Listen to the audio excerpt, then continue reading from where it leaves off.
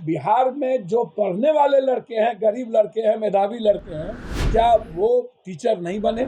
BPSC examination के तहत लीजिएगा तो फिर से हमको सेंटर के लिए भी और माफिया के लिए भी पैसा व्यवस्था करना पड़ेगा। और बिहार में जो प्रतिभावान लड़के हैं वो छूट जाएगा और पैसा वाला उसमें भर्ती हो जाएगा।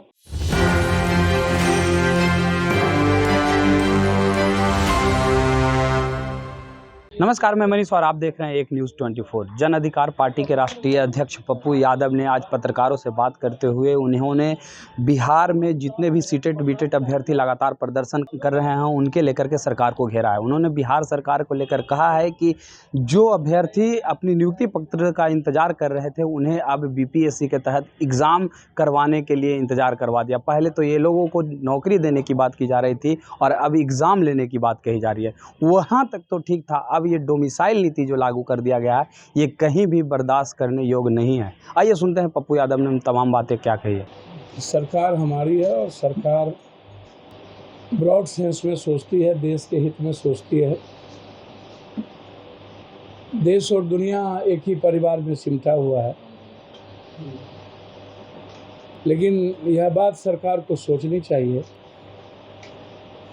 कि जिस तरह विशेष राज्य और विशेष पैकेज की बात करते हैं या स्पेशल स्टेटस की बात करते हैं, उस तरह देश में बिहार के जो 14.5 करोड़ लोग हैं वह दुनिया में सबसे ज़्यादा गरीब है, सबसे ज़्यादा बेरोजगार है, सबसे ज़्यादा अशिक्षित है, सबसे ज़्यादा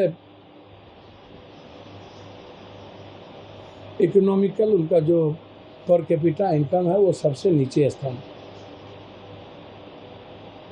क्योंकि भारत सरकार जब से बिहार का बंटवारा हुआ तब से बिहार के साथ सौतेलेपन का व्यवहार लगातार होता रहा। एक तो बंटवारा ही गलत था और हम बंटवारे के पक्ष में नहीं थे, हमारी पूरी ताकत खत्म कर दी। हमारे पास अपना संसाधन जो है तनख्वाह के अलावे और कुछ डेवलपमेंट के अलावे हमारे पास ना तो किसी नए फैक्ट्री को लगाने की ताकत है, ना तो हम बंद पड़े फैक्ट्री का पुनरुद्धार कर सकते हैं, ना ही हम लघु और कुटीर उद्योग लगा सकते हैं। जो हालात है वो बिहार के आर्थिक शैक्षणिक रूप से अच्छे नहीं है। बाढ़ से हम परेशान हैं, बाढ़ हमारी आर्थिक कमर को तोड़ चुकी है। मगध में सुखाड़ की स्थिति से हमारी कमर तोड़ चुकी है। पहले ही बिहार की जनता पर इतने टैक्सेस हैं जिसका हमारे पर पैसा भी भारत सरकार नहीं देती है। जीएसटी का पैसा लंबे दिनों तक रोक के रखी है।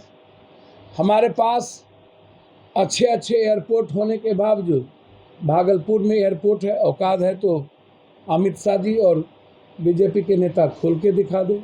रक्सौल में मेरे पास ज़मीन है, औकात है तो खोल के दिखा दे। बीरपुर में हमारे पास ज़मीन है, औकात है तो खोल के दिखा दे। हमारे पास सेंट्रल स्कूल के लिए सरकार ने, जहाँ निम्न बहुत छोटे लेवल पर मेरे यहाँ सेंट्रल स्कूल है, हमारे यहाँ कई परियोजना है रेलवे की जो बंद है।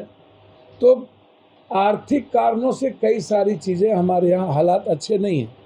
और उस वक्त जब हम सीटीएट और बीटीएट को हम लोगों ने जब ये पॉलिसी तय कर लिया कि सीटीएट और बीटीएट के आधार पर हाईकोर्ट में भी हमने दे दी और नियुक्ति पत्र बांटने की बारी आई, ऐसी कौन सी नौबत आई कि जब नियुक्ति पत्र 10 दिन 20 दिन के बाद बांटनी थी?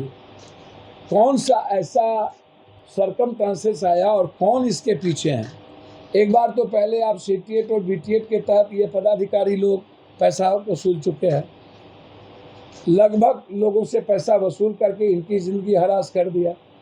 दूसरे तरफ आप जो 4 लाख टीचर है उनके सम्मान के साथ भी आपने समझौता नहीं किया और उनको भी आपने रिटर्न एग्जामिनेशन के लिए कह दिया तब आप वेतनमान होइएगा।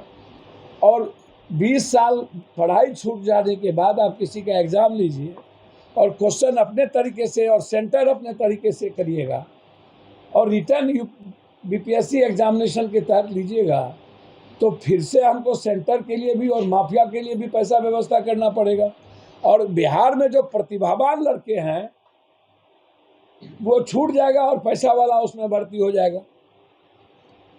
तो क्या बिहार में जो पढ़ने वाले लड़के हैं, गरीब लड़के हैं, मेधावी लड़के हैं, क्या वो टीचर नहीं बने?